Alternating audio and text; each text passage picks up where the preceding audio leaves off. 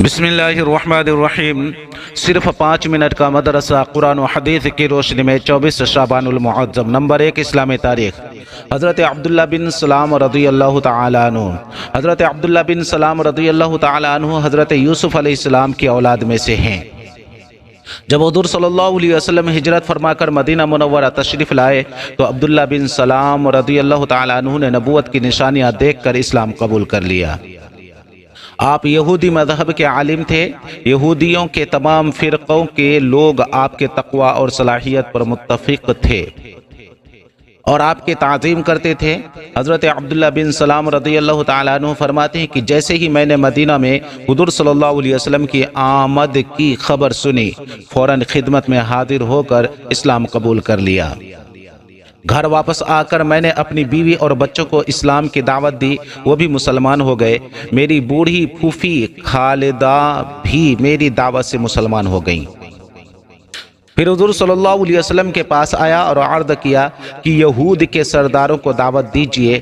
آپ نے یہودیوں کے سرداروں کو بلایا اور اسلام کی دعوت دی، لیکن کسی نے بھی دعوت کو قبول نہیں کیا۔ حضرت عبداللہ بن سلام اسی وقت سامنے آئے اور اللہ کے رسول صلی اللہ علیہ وسلم کی تصدیق کی۔ یہودی سرداروں نے حضرت عبداللہ کو برا بھلا کہنا شروع کر دیا اور اسلام قبول نہیں کیا۔ حضرت عبداللہ بن سلام رضی اللہ تعالیٰ عنہ کا انتقال حضرت معاویہ رضی اللہ تعالیٰ عنہ کے زمانہ خلافت میں 43 ہجری میں ہوا۔ نمبر 2، حضور صلی اللہ علیہ وسلم کا معجزہ، پاگل لڑکے کا ٹھیک ہو جانا۔ رسول اللہ صلی اللہ علیہ وسلم کی خدمت میں ایک عورت اپنے پاگل لڑکے کو لے کر حاضر ہوئی۔ رسول اللہ صلی اللہ علیہ وسلم نے لڑکے کے سینہ پر ہاتھ پھیرا اور اس کے لیے دعا فرمائی تو اس نے زور سے قے یعنی الٹی کی۔ اس کے بعد سے ہی وہ لڑکا اچھا ہو گیا اور پاگل پن دور ہو گیا۔ مشکوٰۃ شریف۔ نمبر 3، ایک فرض کے بارے میں جان بوجھ کر نماز قضا کر دینا۔ رسول اللہ صلی اللہ علیہ وسلم نے فرمایا، جو شخص 2 نمازوں کو بلا کسی عذر کے ایک وقت میں پڑھے وہ کبیرہ گناہوں کے دروازوں میں سے ایک دروازہ پر پہنچ گیا۔ مستدرک۔ نمبر 4، ایک سنت کے بارے میں دین پر جمے رہنے کی دعا۔ اسلام اور نیک اعمال پر ثابت قدمی کے لیے اس دعا کا معمول رکھنا چاہیے۔ ربنا اغفر لنا ذنوبنا واسرافنا في امرنا وثبت اقدامنا وانصرنا على القوم الكافرين۔ ربنا اغفر لنا ذنوبنا واسرافنا في امرنا وثبت اقدامنا وانصرنا على القوم الكافرين۔ اے ہمارے رب، ہمارے گناہوں کو اور جو ہم نے اپنے کام میں زیادتی کی ہے اس کو معاف کر دیجئے اور ہمارے قدموں کو جما دیجئے اور ہمیں کافروں پر غالب کر دیجئے۔ سورہ آل عمران۔ نمبر 5، ایک اہم عمل کی فضیلت۔ اللہ تعالیٰ کا ذکر کرنے والے رسول اللہ صلی اللہ علیہ وسلم نے فرمایا، جب کوئی قوم اللہ تعالیٰ کے ذکر کے لیے بیٹھتی ہے تو ملائکہ ان کو گھیر لیتے ہیں اور رحمت ان کو ڈھانپ لیتی ہے اور ان پر سکینہ اترتی ہے اور اللہ تعالیٰ فرشتوں کے درمیان ان کا تذکرہ کرتے ہیں۔ مسلم شریف۔ نمبر 6، گناہ کے بارے میں لڑکی کی پیدائش کو برا سمجھنا۔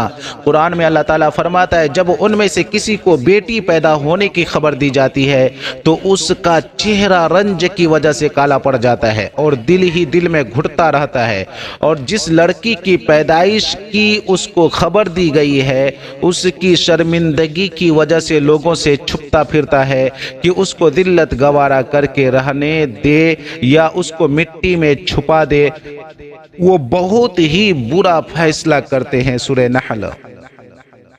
نمبر 7، دنیا کے بارے میں دنیا کا دھوکہ۔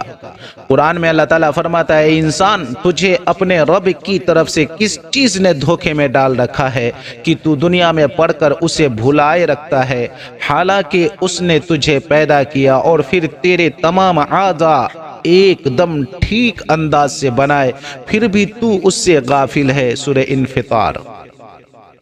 نمبر 8، آخرت کے بارے میں جہنمی کا جسم کیسا ہوگا۔ حضرت ابن عباس رضی اللہ تعالی عنہ فرماتے ہیں، کیا تم جانتے ہو کہ دوزخیوں کی چوڑائی کتنی ہے؟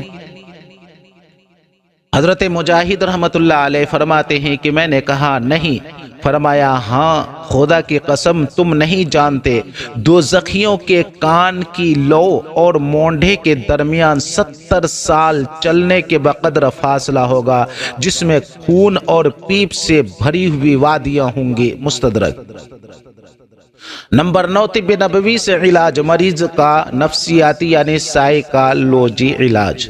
رسول اللہ صلی اللہ علیہ وسلم نے فرمایا جب تم کسی مریض کے پاس جاؤ تو اس کی موت کے بارے میں تسلی کی بات کہو، کیونکہ تمہاری یہ گفتگو اگرچہ اللہ کے فیصلے کو تو نہیں بدل سکتی ہے مگر اس مریض کے دل کو سکون پہنچائے گی۔ ترمذی شریف۔ نمبر 10، نبی پاک صلی اللہ علیہ وسلم کی نصیحت۔ رسول اللہ صلی اللہ علیہ وسلم نے فرمایا جب تم جنت کے باغات کے قریب سے گزرو تو خوب چرو۔ صحابہ نے عرض کیا جنت کے باغات کیا ہیں؟ رسول اللہ صلی اللہ علیہ وسلم نے فرمایا مسجدیں۔ پھر صحابہ نے پوچھا چرنا کیا ہے؟ تو رسول اللہ صلی اللہ علیہ وسلم نے فرمایا سبحان اللہ والحمد للہ ولا الہ الا اللہ واللہ اکبر کا ذکر کرنا۔ ترمذی شریف۔